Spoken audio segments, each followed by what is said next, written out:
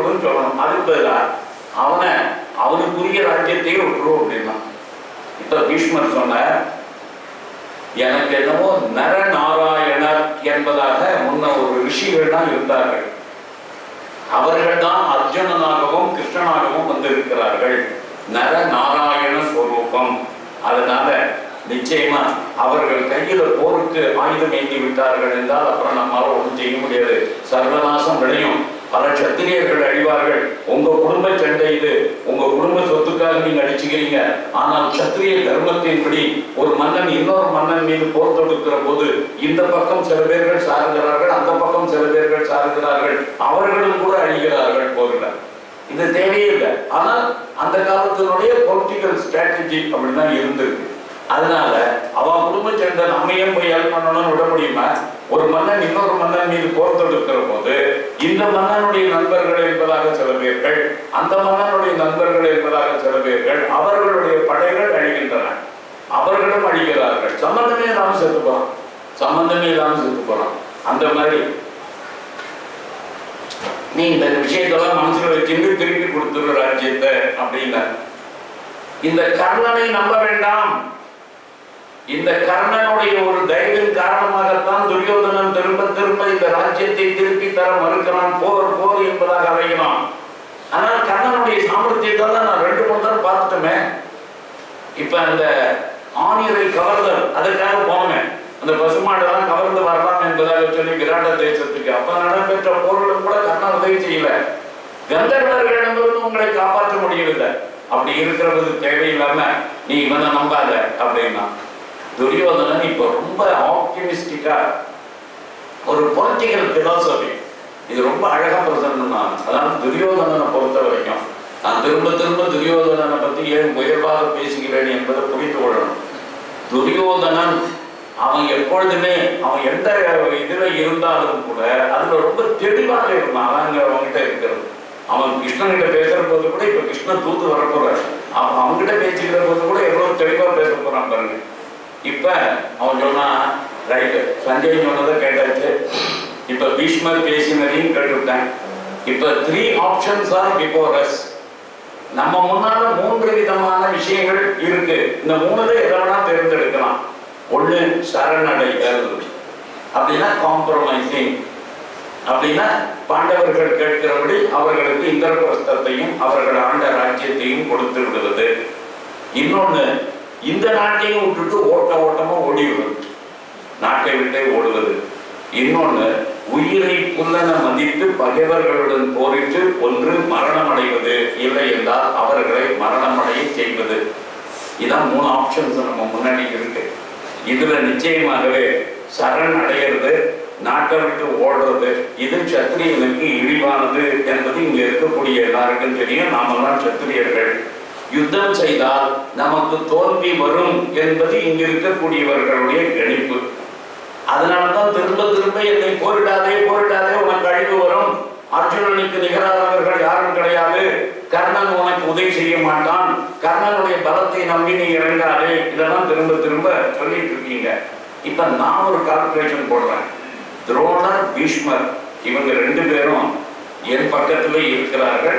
எனக்காக கடைசி வரைக்கும் போராடுவேன் என்பதாக அவர்கள் சொல்லி இருக்கிறார்கள். அதோட கர்ணனுடைய படைபலமும் நமக்கு இருக்கிறது.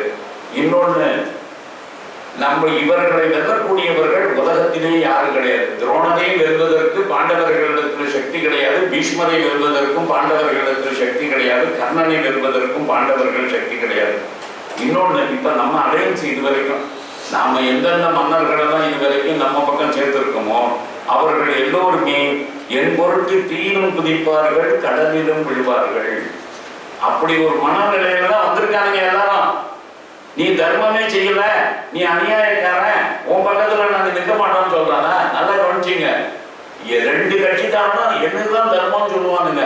ஆனா இந்த கட்சி கூட்டணியில சில பேர் சேருவான், அந்த கட்சி கூட்டணியில சில பேர் சேருவான். அப்ப எது தர்மங்கிற பெரிய குழப்பமே வரும். நீங்களும் நானும் எது தர்மமே தெரிஞ்சுக்க முடியாது. அதுதான் இவன் சொல்றான். இவர்கள் எல்லோருமே என் பக்கம் தர்மம் இருக்குன்றதுனால தானே வந்திருக்கான். இதனால பைத்தியக்காரன் அவன் வர்த்துக்கீங்க. அப்ப என் பக்கம் நியாயம் இருக்கு. இன்னொன்னு, என்னால லாபம் அடையக்கூடியவர்கள், நான் ஜெயிச்சுட்டேன்னா நாளைக்கு அவங்களுக்கு ஒரு பொலிட்டிக்கல் செக்யூரிட்டி கிடைச்சிரும், நிச்சயமா பாதுகாப்பாக இருக்கலாம், இவன் தான் ஜெயிக்க போறான். ஜெயிக்க போகிற கட்சிக்கு தான் கூட்டணியில் அதிக பேர்கள் சேருவார்கள். ஜெயிக்க மாட்டான்னு எவனுக்கு தெரிஞ்சிருக்கும், அவன் பக்கம் எவன் சேரும்.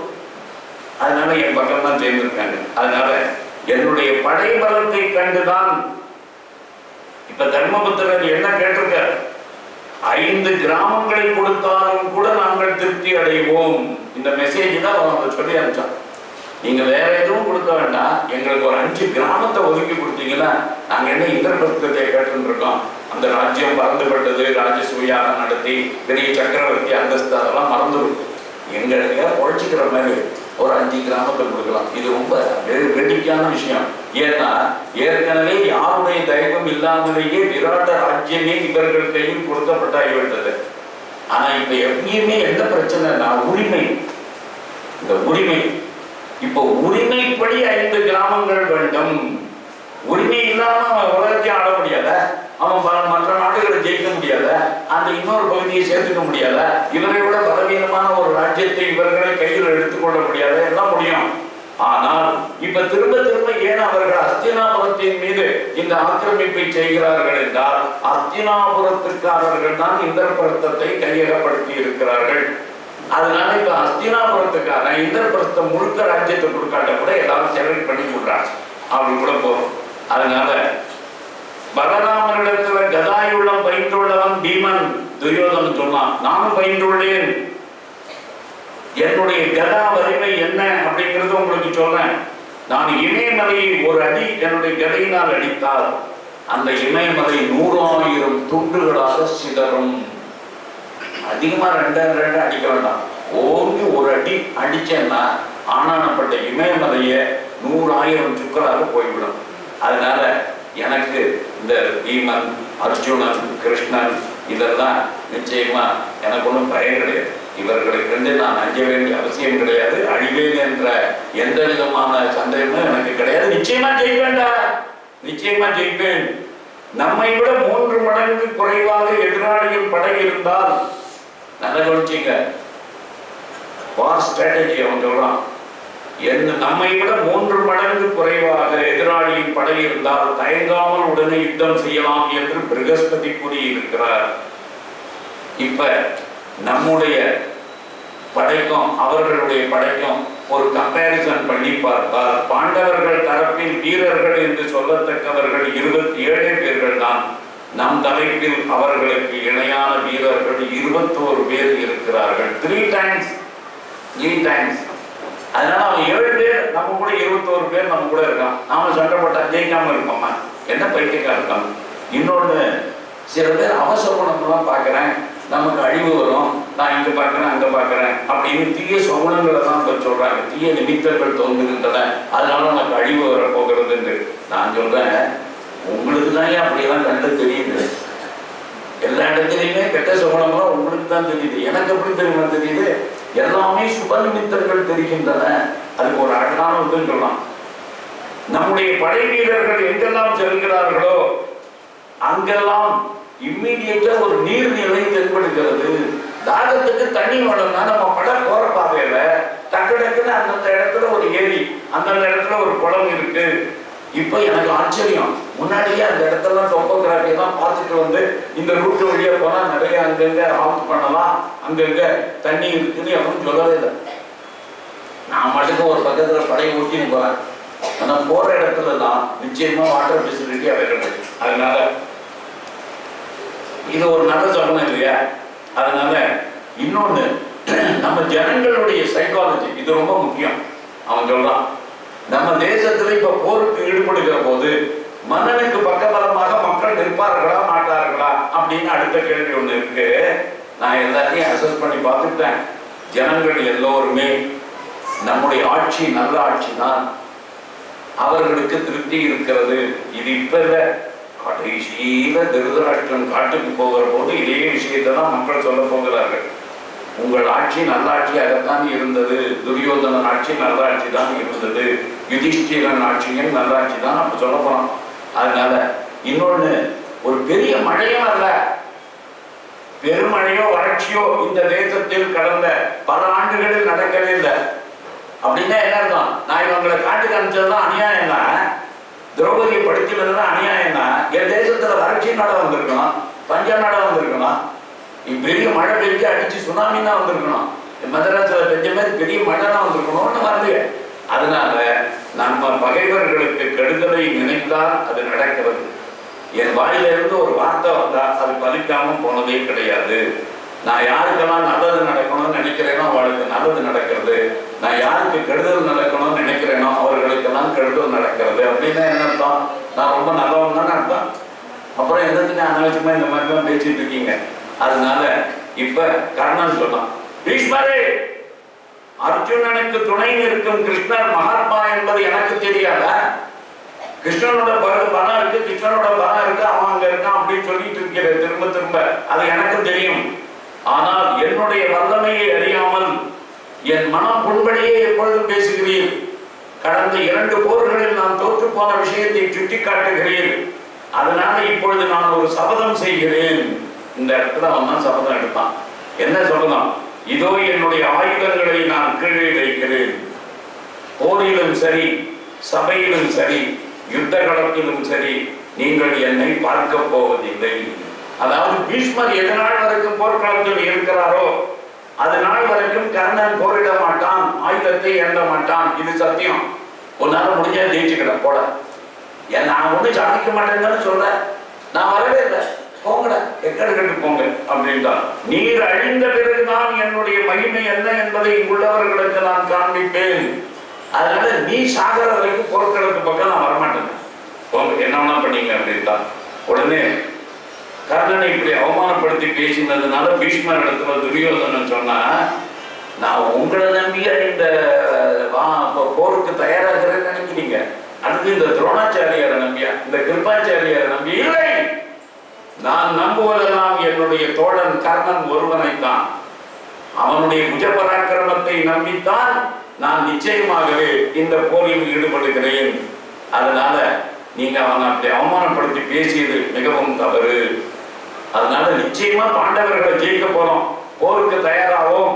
பாண்டவர்களை ஜெயிச்சதுக்கு அப்புறம் மிகப்பெரிய வெற்றி, அந்த வெற்றிக்கு பின்னால் மிகப்பெரிய ஒரு யாகம் பண்ண போறோம், பிராமணர்களுக்கு வாரி வழங்குவோம், கவலையே வேண்டாம் அப்படின்னு சொல்லிட்டு சபையை கரைச்சுட்டான். இப்போ உபப்ளாவியத்துல யுதிஷ்டிரர் சஞ்சய நடத்துல பதில் சொல்லி அனுப்பி திருதராஷ்டிரன் இடத்துல போய் அவன் அந்த தகவலை சொல்லுகிற அதே நேரத்துல இவர் கிருஷ்ணனிடத்தில் ஆலோசனை நடத்தினார். சஞ்சயன் கிட்டத்தட்ட மிரட்டுற மாதிரி சொல்லிட்டு போயிட்டான். ஏதோ நயமா பேச வந்திருக்கான், நியாயமா பேச வந்திருக்கான்னு பார்த்தேன். ஆனா கடைசியில அவன் என்ன சொல்றான், யுத்தமே பண்ண வேண்டாங்கிறான், யுத்தமே பண்ண வேண்டாங்கிறான். அதனால யுத்தம் பண்ணுவது அதை தவிர நமக்கு துரியோதனாதியரிடமிருந்து எதுவும் கிடைக்கும்னு நினைக்கிறேன். ஆனா எனக்கு ஒன்னே ஒண்ணு தெரிஞ்சிருக்கு, இப்ப இந்த யுத்தத்தை தவிர்ப்பதற்கு நீங்கள் ஏன் ஒரு முறை தூது செல்லக்கூடாது? நீங்களே போய் தூது பேசினீங்கன்னா, கிருஷ்ணனே தூது போய் பேசினா ஒருத்தர் சக்சஸ்ஃபுல்லா இருக்கலாம், நல்ல தூதுவன் போய் பேசினான்னு கட்டாயம் கிடைக்கும். அதனால இப்ப இந்த யுத்தத்தை தவிர்ப்பதற்காக நீங்கள் ஒரு முறை திருதராஷ்டிரருடைய அவைக்கு சென்று எங்கள் தரப்பு நியாயத்தை எடுத்து வைத்து அவர்களை நீங்க எப்படியாவது எங்களுடைய கோரிக்கைகளை ஏற்க செய்ய வேண்டும். இந்த இடத்துல ஒரு 5 கிராமத்தையாவது கொடுன்னு சொன்னாங்க. இந்த 5 கிராமங்களுடைய பெயர்களை சொல்லுகிறார்கள் யுதிஷ்டிரர். அவிஸ்தலம், விருகஸ்தலம், மாகந்தி, வாரணாவதம். இந்த கிராமங்களை தவிர வேறு அவர்களுக்கு பிடித்த ஏதாவது ஒரு கிராமம் அப்படின்னு. இப்ப இது எல்லாமே ஹரியானாவில் இருக்கு. தில்பட், சோனிபட், பாக்பட், இந்த எல்லாமே அந்த பகுதியில் இருக்கு. அதனால டெல்லி அண்ட் அதர் சைடு இருக்கக்கூடிய ஹரியானா பார்டர்ல இருக்கக்கூடிய ஏரியாவில் தான் அவன் செலக்ட் பண்ணி, நான் அன்னைக்கே சொல்லிட்டேன், ஸ்டேட் என்று சொன்னாலே அங்கெல்லாம் சிட்டி ஸ்டேட்டு தான், ஒரு நகரத்தை மையமாக கொண்ட ராஜ்யங்கள் தான் விளங்கி இருக்கின்றன. அதனால இந்த 5 இடத்தை கேட்கலாம்னா என்ன அர்த்தம், நாங்க 5 பேர்கள் பாண்டவர்கள், நாங்க 5 பேரும் தனித்தனியாகவே ஆட்சி செய்வதற்கு 5 சிட்டி ஸ்டேட் ஃபார்ம் பண்றதுக்கு ஒரு 5 ஊர்களை எங்களுக்கு கொடுக்க வேண்டும். அதனால இதெல்லாம் போய் எப்படியாவது வழிகாட்டணும் அப்படின்னு சொன்னார். உடனே நான் அஸ்தினாபுரம் போய் சமாதானம் பேச விரும்ப, கவலைப்படாது, நான் செய்யலாம், ஒன்றும் கவலைப்படாது. உங்களுக்கு ஒரு கால் ராஜ்யத்தில் பங்கு கிட்டலாம், அப்படி கிட்ட போனால் கூட உலகத்தினுடைய கண்டனம் உங்களுக்கு வராமல் போகும். நல்லா கவனிச்சீங்க. ராம ஜென்மபூமி விஷயத்துல நான் இதை பல இடங்கள்ல சொல்லியிருக்கேன்.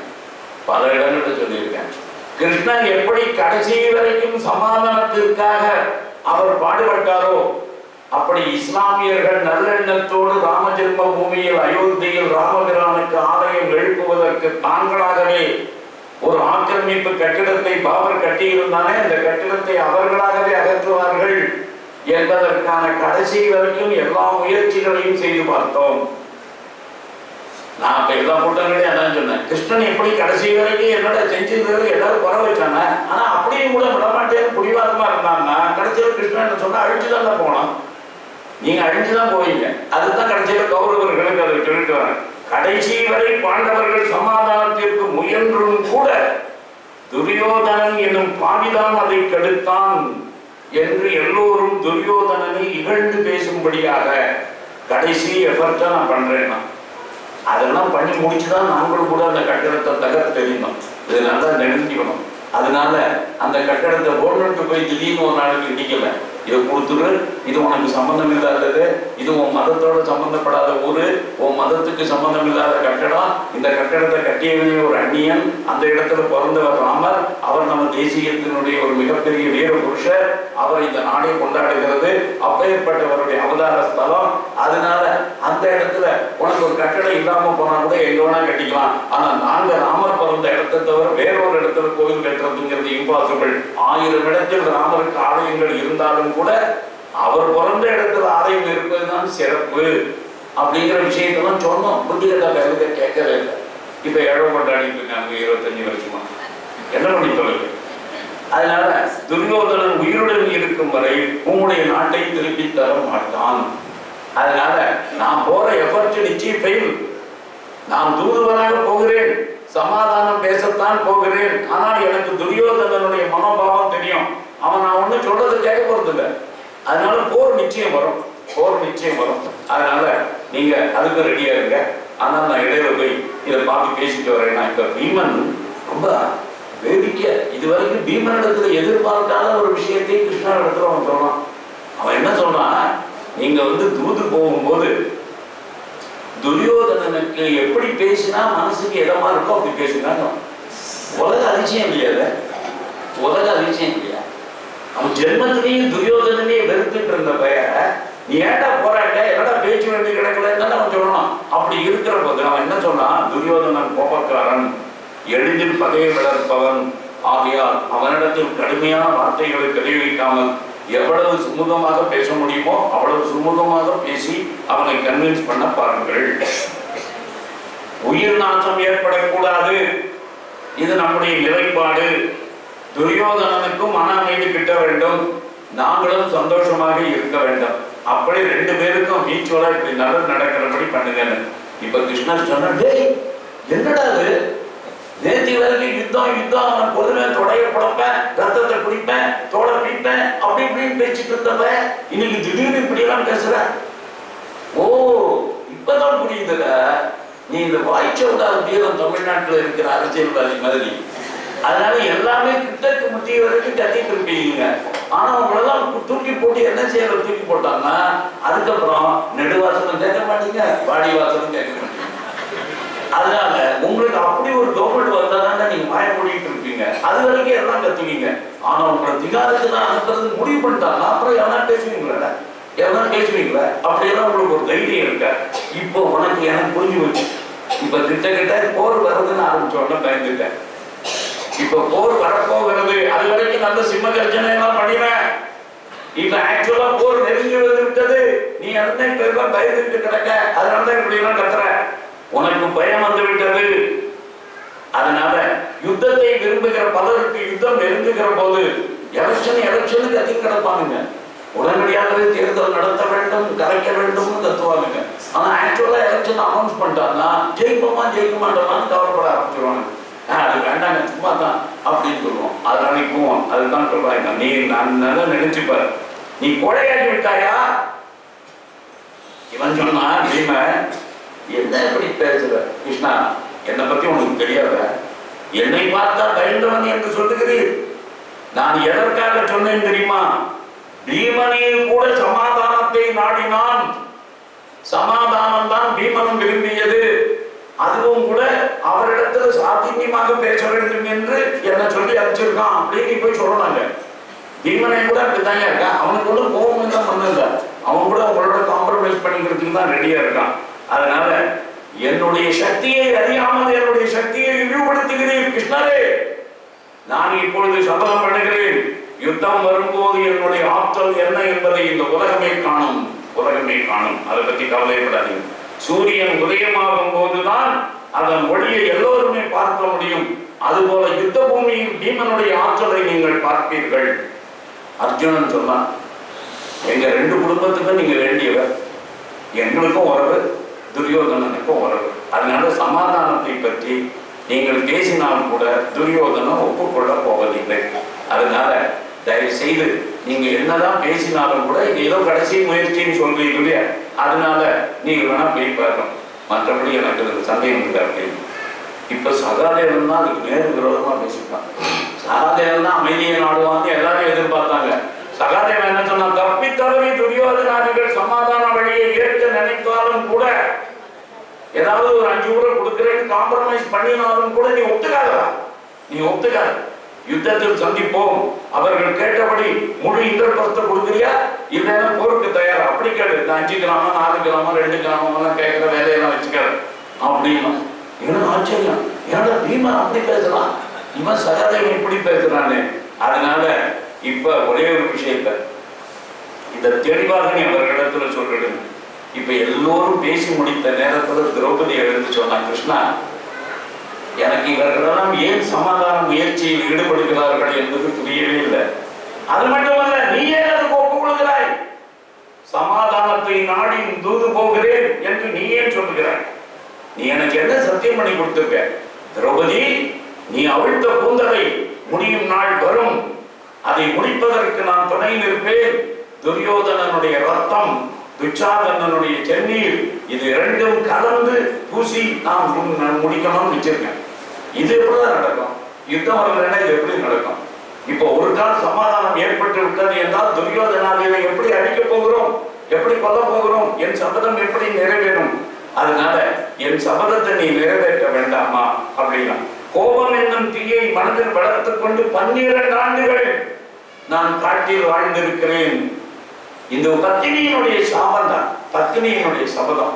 அந்த பத்தினியினுடைய மனசுல இருக்கிற சினத்தி பொழுது விட்டு எரிகிறது. ஆனா இந்த ஆம்பளைகளுக்கு கொஞ்சம் கூட அந்த மாதிரி ஒரு சினத்தி இருக்கிற மாதிரியே தெரியல. யுதிஷ்டிரர் ஒருத்தர் தான் அப்படி பேசுவான்னு பார்த்தேன். இப்ப இவங்களாலும் கூட அப்படி பேச ஆரம்பிச்சு விட்டானுங்க. பீமன் முதற்கொண்டு எனக்கு ஒன்றும் புரியவே இல்லையே. நீ ஒண்ணு சொல்றீங்க, இங்க பார், எனக்கு வேண்டியது சமாதானம் அல்ல, எனக்கு வேண்டியது 5 கிராமங்கள் அல்ல, எனக்கு வேண்டியது இந்திரபிரஸ்தம் அல்ல, எனக்கு வேண்டியது துரியோதனனுடைய உயிர், துச்சாதனனுடைய ரத்தம். இது 2 வேணும்டா. அவங்க சாவணும், அவங்களை கொண்டு அந்த ரத்தத்தை வெடித்து நான் பூசி குடிக்கணும். எனக்கு அதான் சபதம். ராஜ்யத்தை பத்தி நான் யாரை கவலைப்படுறேன்? ராஜ்யம் இருக்கும், வரும், போகும், அதை பத்தி எனக்கு கவலை அப்படின்னா உடனே இவர் சொன்னார், நீ கவலைப்படாதா, நான் எப்ப உனக்கு சபதம் பண்ணி கொடுத்துருக்கேனோ அதை எங்கேயாவது நிறைவேறாம இருக்குமா? அதனால நான் உனக்கு என்ன சபதம் பண்ணி கொடுத்தேன், நீ இனிமே அழாத, உன் கண்ணுலேருந்து ஒரு சொட்டு கண்ணீர் கூட வரக்கூடாது. இனிமேல் அழப்போகிறவர்கள் கௌரவர்களுடைய குடும்ப பெண்கள் தான், தனிவிதி கோலமாக வாழப்போகிறவர்கள் அவர்கள் தான், கதறப்போகிறவர்கள் அவர்கள் தான் நான் ஏற்கனவே சொல்லியிருக்கேன். அதனால நீ அதை பற்றியெல்லாம் ரொம்ப கவலைப்பட வேண்டிய அவசியமே கிடையாது. அதனால நிச்சயமா உன்னை நினைச்சுக்கோ, உன் சபதத்தை நான் எப்படி நிறைவேற்றி கொடுப்பேன்னு இப்ப சொல்றேன். இமயமலை சற்று அசைந்து கொடுத்தாலும் கொடுக்கலாம், பூமி 100 துண்டுகளாக சிதறலாம், நட்சத்திரங்களோடு ஆகாசம் கீழே விழுந்தாலும் விழலாம், கடல் நீரே வற்றி போகலாம். ஆனால் நான் என்னைக்கு உனக்கு பண்ணி கொடுத்த சத்தியம் இருக்கு பாரு, அது நிச்சயமா நடக்கும். என்னடா இப்படி பேசுறானே நினைக்கிறியா? நான் உலகத்துக்காக இந்த நாடகத்தை நடத்துறேன், அதை புரிஞ்சுக்கணும். இந்த சமாதான தூது என்பது நாடகம், இந்த கிருஷ்ணன் தூது என்பதே ஒரு நாடகம்ங்கிறத புரிஞ்சுக்க. ஆனா நிச்சயமா அந்த பையன்களும் அதுக்கு சம்மதிக்க போறது இல்லை, நானும் அவன் சம்மதிக்கணும் அப்படிங்கிறதுக்காக நான் போகல. நிச்சயமாகவே நான் உன்னுடைய சபதத்தை நிறைவேற்றியே தருவேன். நான் கிருஷ்ணன் தூதுவனாக கார்த்திகை மாதம் ரேவதி நட்சத்திரத்தன்னைக்கு புறப்பட்டார். தாருகன் தேரோட்ட சாந்திகி உடன் வர வெளியில் சாதி பவனம் கிரகஸ்தலம் ரெண்டே இடத்துலதான் ஆழ்த்து. இவன் வேகமா போகணுங்கிறதுனால இந்த மெசேஜ் இதற்கிடையில அஸ்தினாபுரத்திற்கு கிருஷ்ணரே தூதுவராக வருகிறார் அப்படி என்கின்ற தகவல் போயிட்டு உடனே திருதராஷ்டிரன் அந்த கெட்ட புத்திக்கான என்ன பண்ணா, கிருஷ்ணரே வருகிறார் தூதுவராக வருகிறார் அப்படின்னா அவருக்கு என்னென்ன கிஃப்ட் எல்லாம் பிடிக்கும் எல்லா கிஃப்டையும் வாங்கி வச்சிடும். அவருக்கு என்னெல்லாம் மரியாதை பண்ணணுமோ அத்தனை மரியாதையும் பண்ணி அவரெல்லாம் வரவேற்போம். அதுக்கு வேண்டிய ஏற்பாடெல்லாம் பண்ணா துரியோதனா மிக பிரம்மாண்டமான வரவேற்பு, மிக பிரம்மாண்டமான பரிசீல்கள் எல்லாத்தையும் அவருக்கு ரெடி பண்ணிருந்தான். இதரா நீ கிருஷ்ணருக்கு 4 குதிரைகள் பூட்டிய 14 பொன்மயமான தேர்களை வழங்கலாம், பரிசாக கொடுப்போம். சிறந்த 8 யானைகளை பரிசளிப்போம். 100 வேலைக்காரர்களை கொடுப்போம், வேலைக்காரிகளை கொடுப்போம். மாணிக்க மணிகள், அழகிய கம்பளங்கள் எல்லாத்தையும் நம்ம எதெல்லாம் ஸ்டோர்ல இருக்க எல்லாத்தையும் தூக்கி கொடுக்கலாம். அவன் சொன்னான், இதுல எந்த பைத்தியகாரத்தெல்லாம் படிக்கல, கிருஷ்ணா உங்கள்கிட்ட எனக்கு கிஃப்ட் வாங்க வரலாம் அவ்வளவு தூரம். ஏன் அவங்ககிட்ட கிஃப்ட் இல்லை, அதனால உங்க வீட்டில் இதெல்லாம் வாங்கி போகணுங்கிறதுக்காக வரான்னு நினைக்கிறேன். இல்லை சம்பந்தி சீராது என்ன பண்றீங்க நீங்க? என்னைக்கும் அவங்க பிள்ளை கல்யாணம் பண்ணிட்டுதான் அவன் அவங்க வீட்டுக்கு போனா அதெல்லாம் தனி விஷயம். ஏன் இப்ப சம்பந்தி சீர் வாங்குவாதான் இப்ப அவன் வருவது சமாதானம் பேச, பாண்டவர்களுக்காக சமாதானம் பேச. அவன் வருகிற கோரிக்கையை ஏற்பது ஒன்றுதான், நீங்கள் அவனை சமாதானப்படுத்துகிற முயற்சியை தவிர வெறும் பொருளை கொடுத்து அவனை ஏமாத்தலாம் நினைக்காதீங்க. துரியோதனன் சொன்னான், ராஜ்யத்தினுடைய எந்த பகுதியையும் ஒரு ஊசி முனை அளவு கூட நிச்சயமாக நான் கொடுப்பதாக இல்லை. இப்ப எனக்கு ஒரு திட்டம் தோணுகிறத நான் பீஷ்மர் இடத்துல அவையிலே பேசினான். இந்த கிருஷ்ணன் வராண்டியா பேசுறதுக்காக அவன் எங்கே அரெஸ்ட் பண்ணிட்டாங்க, இங்கே கைது செய்து விடலாம் என்பதுதான் என்னுடைய யோசனை. அப்படி கைது பண்ணிட்டா துவாரகாவில இருக்கிறவனும் அவுட்டு, இந்த பசங்களும் அவுட்டு. அதுக்கப்புறம் ஒரு பேர் பேச மாட்டான். இந்த கிருஷ்ணன் இருக்கிற தைரியத்துல தானே சொல்லிட்டு இருக்கானுங்க. இந்த கிருஷ்ணனை தூக்கி நம்ம ஜெயில வச்சு விட்டோம்னா முடிஞ்சது கதை. அதனால இன்னைக்கு அதைத்தான் நான் செய்ய போறேன்னா உடனே சொன்னார், துரியோதனா இப்படிப்பட்ட தவறான வார்த்தைகளை பேசாதே, கிருஷ்ணன் யார் என்பது புரியாமல் நீ பேசுகிறாய். திருதராஷ்டிரனும் சொன்னான், பீஷ்மரும் சொன்னார், இது ரொம்ப தப்புப்பா, நீ நினைக்கிற முடியல. அவரை கைது செய்வது என்பது நடைமுறை சாத்தியம் அல்ல. இப்ப பிரம்மாண்டமான வரவேற்பு கொடுப்பது என்று துரியோதனன், அதாவது அவனை பொறுத்த வரைக்கும் வரவேற்பெல்லாம் நல்லா பண்ணிடலாம், தங்க வைக்கிறதுக்கு ஏற்பாடுகளை ரொம்ப செம்மையாக செய்யலாம், பேசுகிற விஷயத்தை கேட்போம், பேச்சு முடிப்பதை நிச்சயமா நம்ம ஒன்றும் காம்ப்ரமைஸுக்கு வரப்போறதில்ல. அதனால முடிந்தால் கிருஷ்ணரை இங்கேயே இந்த அவையிலேயே வைத்து நாம கைது செய்து விட்டால் அதுக்கப்புறம் ஒரு பேரை ஒன்றும் செய்ய முடியாது. அதனால ஒரு ஹவுஸ் அரெஸ்ட் மாதிரி இந்த இடத்துல பண்ணிடலாம் அப்படின்னு முடிவு பண்ணிட்டான். அஸ்தினாபுரத்தினுடைய எல்லையில துரியோதனனை தவிர பாக்கி எல்லாரும் போய் வரவேற்பு கொடுத்தார்கள். பீஷ்மர், துரோணர், விதுரர் எல்லாரும் போய். இவன் சொல்லிட்டான், அங்கெல்லாம் அவ்வளவு தூரம்லாம் அவனை ரிசீவ் பண்ண முடியாது, ஒன்றும் அவ்வளவு முக்கியமான ஆள் இல்லை, அதனால நான் வீட்டு வாசல்ல வாங்கியான்னு சொல்லலாம். அதோட சரி முடிஞ்சு வச்சிருந்தான். நான் எங்கே ஊர் எதையெல்லாம் வரணும், நீங்களாம் போங்கட்டான். நகர மக்கள் பெரும் எண்ணிக்கையில் திரண்டு வந்து மிக பிரம்மாண்டமான ஊர்வலம் கிருஷ்ணரை வரவேற்று அந்த மாளிகைக்கு அழைத்து வந்தார்கள். இப்ப இவன் என்ன பண்ணியிருந்தான் துரியோதனை, அவன் ஆனா அழகான ஏற்பாடு மட்டும் பண்ணிவிட்டான். டேய், கிருஷ்ணன் தங்குறதுக்கு எந்த கெஸ்ட் ஹவுஸ் ரெடி பண்ணலாம்னா, எங்க வீட்டுல தங்கினாக்கா அவனுக்கு அவ்வளவு வசதி இருக்காது, என் மாளிகையை விட துச்சாசனன் மாளிகை ரொம்ப பெருசு. நல்லா கவனிச்சிங்க, துரியோதனன் நல்லவன் என்பதற்கு இன்னொரு அத்தாட்சி, அவனுடைய பங்களாவை விட மோர் கம்ஃபர்டபிள், மோர் ஸ்பேஷியஸ், மோர் அம்யூனிட்டிஸ் இருக்கிற பங்களா துச்சாசனனுடையது. அதனால துச்சாசனன் வீட்டில் அந்த கெஸ்ட்டை தங்க வைக்கலாம் அப்படின்னு அங்க பெரிய அழகா ஏற்பாடெல்லாம் பண்ணியிருந்தான். அதனால துச்சாசனன் வீட்டில தான் தங்க வைக்கணும் அப்படின்னு சொல்லிட்டு இந்த ரிசப்ஷன் முடிஞ்சது, ஊர்வலம் முடிஞ்சது. இப்ப துச்சாசனன் வீட்டு வாசத்தை துரியோதனன் நின்று கொண்டு இவரை ரிசீவ் பண்ணலாம் அப்படின்னு பார்த்தான். ஆனா இவர் முடிவு பண்ணிட்டார், நம்ம விதுரன் வீட்டில் தங்குவது என்பதாக கிருஷ்ணன் முடிவு பண்ணிட்டார். இப்ப அவரையே குந்தி தேவி அங்கதான் தங்கி இருக்கார். அதனால குந்தியை பார்த்து விசாரித்தார். அதுக்கப்புறம் சாயங்காலமா துரியோதனனுடைய மாளிகைக்கு கிருஷ்ணர் போனார். 4ஆம் கட்டில் உப்பரிகை மேல்மாடி இதெல்லாம் எதுக்குன்னு சொன்னீங்கன்னா இப்ப எவ்வளவு ஸ்பேஷியஸ் பில்டிங் இருந்ததுன்னு பார்க்கணும். சும்மா இப்பதான் இந்த பில்டிங்ஸ் எல்லாம் வந்திருக்கு. அந்த காலத்துல ஏதோ குடிசை வச்சுன்னு தான் பேசிட்டு இருந்தாங்க போல இருக்குன்னே கிடையாது. இது டிஸ்கிரிப்ஷனே ரொம்ப அதாவது கட்டில்னாலே இப்ப நகரத்தார் வீடுகளை நீங்க பார்த்துருப்பீங்க காரைக்குடியில. முதல் கட்டு, 2ஆம் கட்டு, 3ஆம் கட்டுன்னு. இங்க ஸ்கூட்டர்ல கிளம்பினா தான் கொல்லக்குடிக்கு போயிச்சாதான். நீங்க இந்த வாசல்ல இருந்து ஒரு ஸ்கூட்டர் உள்ள போய் 1 கிலோமீட்டர் தூரத்துக்கு அது போயிட்டு இருக்கோம். அந்த 1 கிலோமீட்டர் தூரத்துக்கு ஒரு வீடு இன்னைக்கு இருக்க, இன்னைக்கே இருக்க அவங்களுக்கு. அப்படி இருக்கிற போது இவங்க வீடு எப்படி இருந்திருக்கும் எல்லாமே. அதனால 4ஆம் கட்டில் அப்படின்னா என்ன அர்த்தம்? முதல் கட்டு தாண்டி, 2ஆம் கட்டு தாண்டி, 3ஆம் கட்டு தாண்டி 4ஆவது கட்டுல